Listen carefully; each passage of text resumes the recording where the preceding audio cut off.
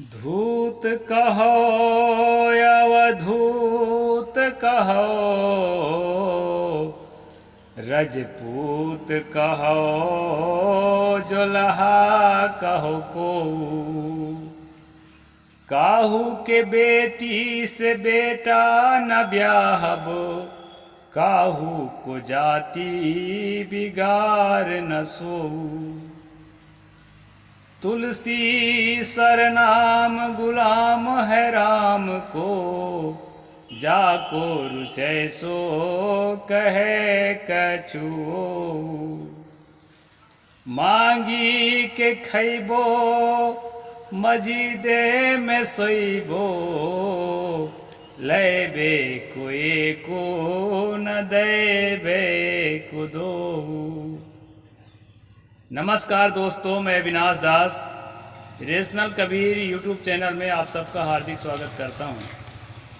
साथियों, यदि चैनल को सब्सक्राइब नहीं किए हैं तो सब्सक्राइब ज़रूर करें, शेयर करके अपने सभी ग्रुपों में सभी साथियों तक पहुंचाएं, बेल आइकन को प्रेस करें, ऑल नोटिफिकेशन ऑन रखें ताकि हर नया अपडेट आप तक पहुंच सके।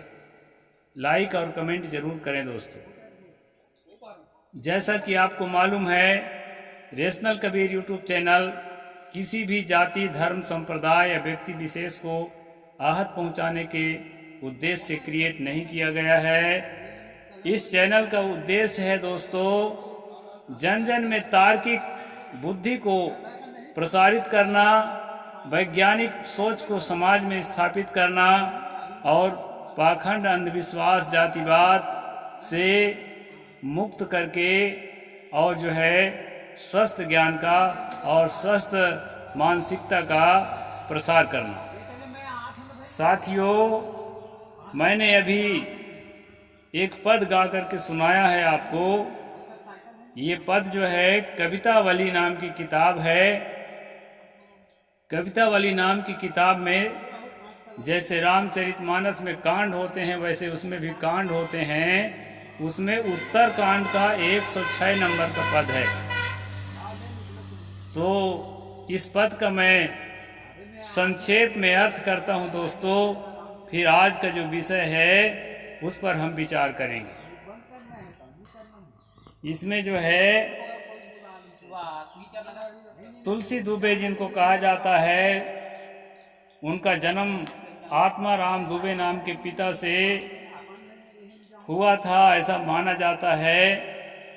इसलिए उनके नाम में दुबे पड़ता है, राम भोला दुबे या तुलसी दुबे। इसके बाद जो है वो साधु महात्मा जब हो गए तो गोस्वामी तुलसीदास जी उनको कहा गया। उन्हीं की एक कविता है दोस्तों। तो जो प्रस्तुत है उसका अर्थ मैं बता देता हूँ। इसमें लेखक कहता है, धूत कहो अवधूत कहो, रजपूत कहो जुल्हा कहो को। यहाँ पर कहा है चाहे लोग मुझे कोई धूर्त ही का है, बदमाशी का है, कोई बात नहीं। कोई अवधूत का है, साधु महात्मा का है, सज्जन का है, कोई बात नहीं। रजपूत का है, कोई क्षत्रिय जाति का मुझे कहे, उससे मुझे कोई आपत्ति नहीं है। और कोई जोल्हा का है। जोल्हा कहते हैं दोस्तों जो लोग हिंदू धर्म के कोरी कोष्टा देवांगन होते थे। और कोष्टा देवांगन जो है जब हिंदू धर्म से मुसलमान में कन्वर्ट हो जाते थे तो उनको जोल्हा जाति कहा जाता था, और बुनकर का ही काम वो वहाँ भी करते थे। तो इस तरह से यहाँ कहते हैं कोई मुझे जोल्हा भी कहे तो कोई बात नहीं। ऐसा क्यों कहते हैं वो? आगे कहते हैं, काहू के बेटी से बेटा न ब्याहब, मुझे किसी के बेटी से अपना बेटा विवाह नहीं करना है, यहाँ पर कह रहे हैं। और काहू के जात बिगाड़ न को, और ना जो है हम किसी के जाति बिगाड़ना चाहते हैं। जाति बिगाड़ना आज भी जो है दोस्तों छत्तीसगढ़ में जब कोई साहू के बेटी को भगा करके कोई सिन्हा ले जाता है, या कोई सिन्हा के बेटी को भगा कर साहू ले जाता है, जो जिसको दूसरे जाति कहते हैं, उसको भगा कर ले जाता है, और जो है सामाजिक नियम कानून के विपरीत शादी करता है, उसको कहते हैं कि बेटी को बिगाड़ दिया। हमारे जाति को बिगाड़ दिया। तो जाति बिगड़ने का मतलब भी यही होता है कि जो जाति व्यवस्था है उससे हट करके विवाह करना, उसको जाति बिगड़ना कहते हैं। तो यहाँ पर तुलसी दुबे कहते हैं कि मैं किसी के जाति को नहीं बिगाड़ रहा हूँ, क्योंकि मैं अपनी जाति में स्थित हूँ। कई लोग कहते हैं कि तुलसी दुबे साहेब आप क्यों कहते हैं, वो तो अपने आप को साधु संत मानते थे, वो तो अपने आप को जाति नहीं मानते थे। जैसे आप अपने आप को जाति नहीं मानते हो वैसे तुलसी भी नहीं मानते थे, तो उसको तुलसी दुबे आप क्यों कहते हैं? तो मैं ही नहीं, बहुत लोग कहते हैं, समझदार लोग, क्योंकि वो जाति प्रथा को प्रमोट करते थे, जाति प्रथा को सही मानते थे। और उन्होंने यहाँ पर अपने जाति प्रथा को सही मानने का स्वयं प्रमाण दिया है। काहू को जाति बिगाड़ न सोऊ। हम किसी के जाति भी तो नहीं बिगाड़ रहे हैं, ऐसा कह रहे हैं। जाति बदलना नहीं कहा है, यहाँ बिगाड़ना कहा है। और आगे कहते हैं कि तुलसी जो है सरनाम है। सरनाम का मतलब होता है प्रसिद्ध। किस बात के लिए प्रसिद्ध है? राम के गुलामी के लिए, राम की भक्ति के लिए। राम का मैं अंधभक्त हूँ, प्रसिद्ध अंधभक्त हूँ। गुलाम का मतलब यहाँ गुलाम लिखा है दोस्तों, मैं अपनी ओर से नहीं कह रहा हूँ। तुलसी सरनाम गुलाम है राम को, जाको रुचय सो कहे कछु ओ। जितनी बात मुझे कहा जा रहा है, कोई धूर्त कहता है, कोई साधु कहता है, कोई राजपूत कहता है, कोई जोल्हा कहता है, इतनी बातों के अलावा भी किसी को और कुछ कहने का मन हो तो कह ले। ऐसे सहनशील दिखा रहे हैं यहाँ पर। और क्या कहते हैं दोस्तों अंतिम पंक्ति में, मांगी के खैबो, कि हम जो है भिक्षा मांग के खा लेंगे, कहीं भी किसी के दरवाजे में जाएंगे तो देगा ही कुछ न कुछ। और मस्जिद में सोइबो, और मस्जिद में जाके हम सोएंगे। लैबे के एक न देवे को दो। आजकल एक कहावत है ना, लेना एक न देना दो। तो कहते हैं लैबे को एक न दैबे के दो, न मुझे किसी से एक लेना है न किसी को दो देना है। करना क्या है, कहीं से सहज में मंगनी मांगेंगे, अगर कोई दे देता है। उस समय मधुकरी चलता था साथियों। मधुकरी कहते हैं रात को सोते समय 9 बजे के करीब किसी भी गृहस्थ के घर में साधु चला जाता है। यह देख के जाता है कि खा पी चुके हों, और जिन घरों में खासकर ब्राह्मण जाति के घरों में मधुकरी मांगा जाता है, जिन घरों में मधुकरी मांगने साधु आते हैं, उन घरों के लोग जो हैं भोजन करने के बाद थोड़ा बचा के ही रखते हैं, क्योंकि जानते हैं कि कोई साधु भूखा ना जाए। अच्छा है, और वो साधु रात को जाते हैं, दिन को नहीं जाते, ताकि जो है वो सब खा पी चुके हों तब हम मांगें, अपने हिस्सा से काट के बेचारों को न देना पड़े। ये भी अच्छी बात है।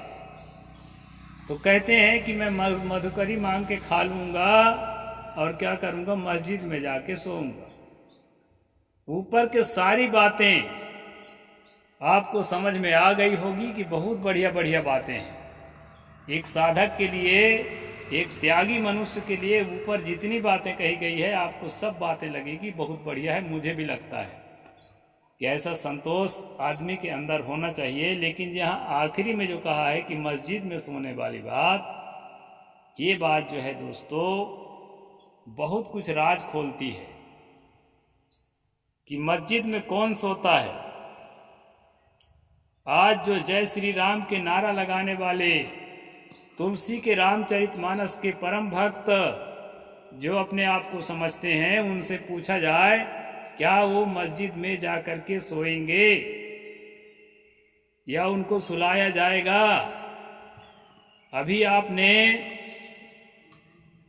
पश्चिम बंगाल की खबर सुनी होगी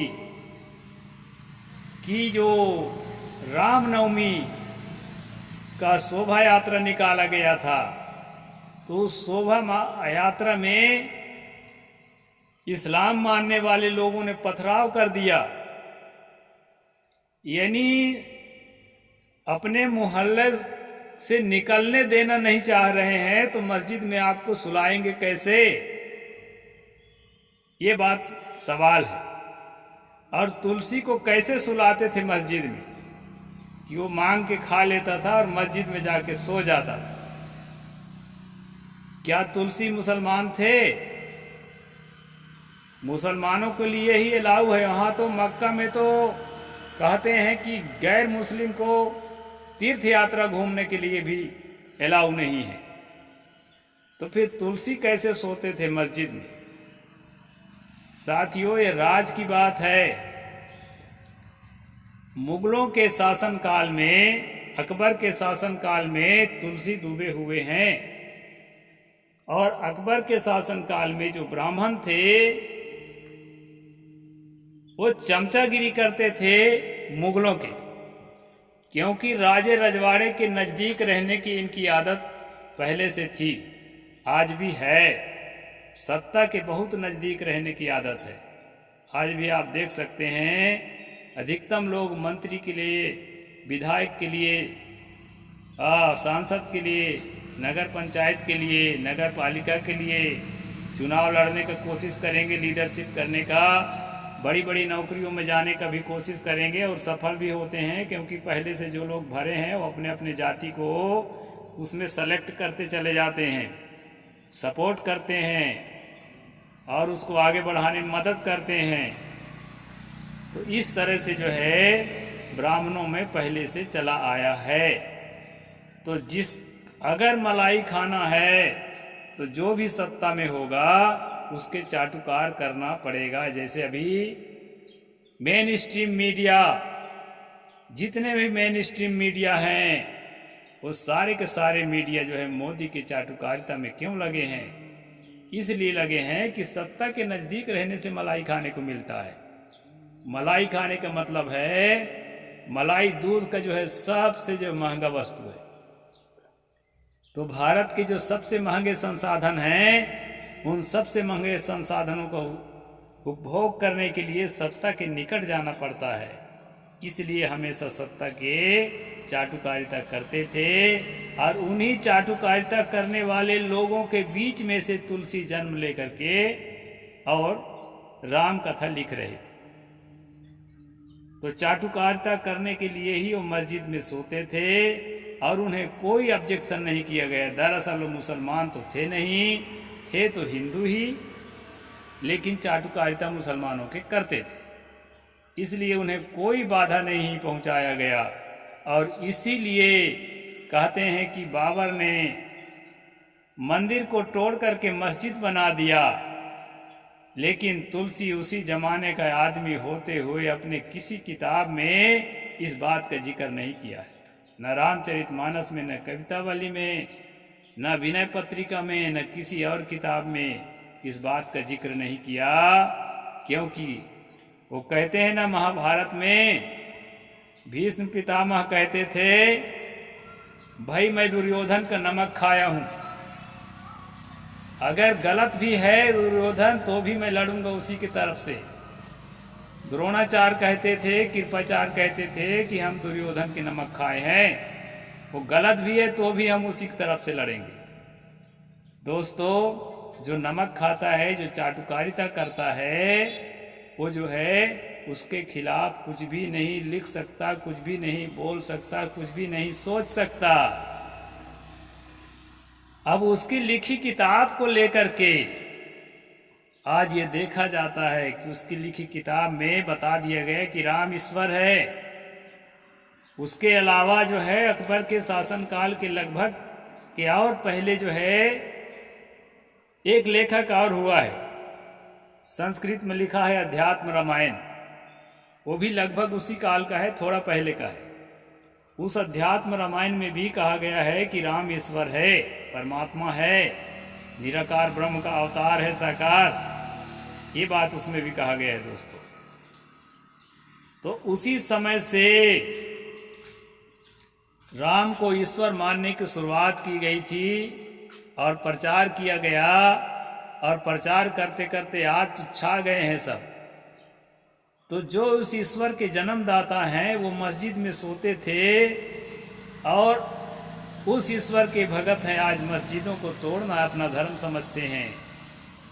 ये बड़ा कंट्रोवर्सी है दोस्तों, इस पर विचार करना। मांग के खइबो मस्जिद में सोइबो, लेबै के एक न देबै के दो। दरअसल समस्या ये थी कि हिंदी में, अवधी में, देहाती भाषा में धर्म की बात लिखने का हक नहीं था हिंदू धर्म के अनुसार, और तुलसीदास यही काम कर रहे थे, हिंदी में लिख रहे थे।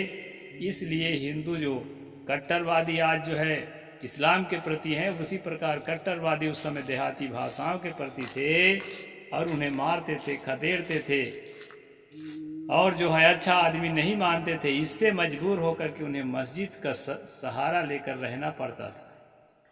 अब मैं एक प्रश्न रखता हूं दोस्तों, जो लोग कहते हैं हिंदू धर्म खत्म होने वाला है, हिंदू धर्म खतरे में है, उस जमाने में जब उनका शासन, उनकी सत्ता थी, और जो हिंदू धर्म के रक्षक जिनको आप कह सकते हैं, हिंदू धर्म के अगुआ जिनको आप कह सकते हैं, वो खुद उनके चाटुकार करते थे, उन पर भी उनके कब्जा हो चुका था। उस समय भी उन लोगों ने हिंदू धर्म को खत्म नहीं किया।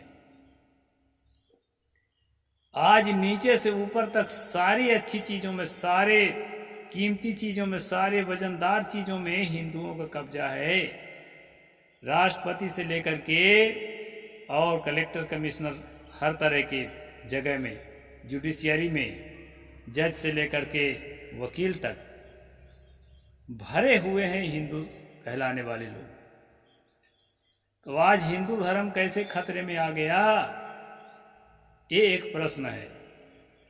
जिस समय सारे हिंदू धर्म के रक्षक जो हैं मुसलमानों के चाटुकार बन चुके थे, मुसलमान राजाओं के, उस समय भी हिंदू धर्म खत्म नहीं हुआ, चल ही रहा है। तो हिंदू धर्म जो है कभी खत्म नहीं होता है, एक विचारधारा है। ये तब खत्म होगा जब लोगों के अंदर अच्छी सोच पैदा होगी और जाति पाति के खिलाफ सब कोई हो जाएंगे, और जो है अंधविश्वास के खिलाफ सब कोई हो जाएंगे। तो जाति पाति और अंधविश्वास को जोड़ करके ही हिंदू धर्म बनता है। तो अपने आप खत्म हो जाएगा और पूरे देश में मानवता फैल जाएगी और लोग अध्यात्म के चिंतन करने लगेंगे, निरपेक्ष भाव से आत्मसत्ता को समझने का प्रयास करेंगे, प्रकृति सत्ता को समझने का प्रयास करेंगे। उस समय जो है केवल मानव रह जाएंगे। ये धर्म, हिंदू धर्म, मुसलमान धर्म, ईसाई धर्म, इस प्रकार कोई धर्म उसमें नहीं होता है दोस्तों। शुद्ध मनुष्यता में इस प्रकार के कोई भी मल नहीं होता, कोई भी गंदगी नहीं होती। ये सारी गंदगियाँ ये धर्म नाम से चलने वाले नियमावली में है।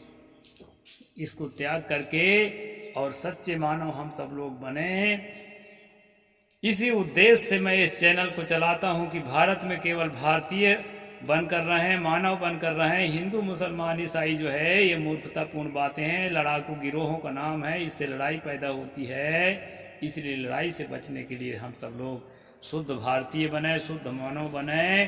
साहिब बंदगी, जय जोहार, जय भीम, जय भारत।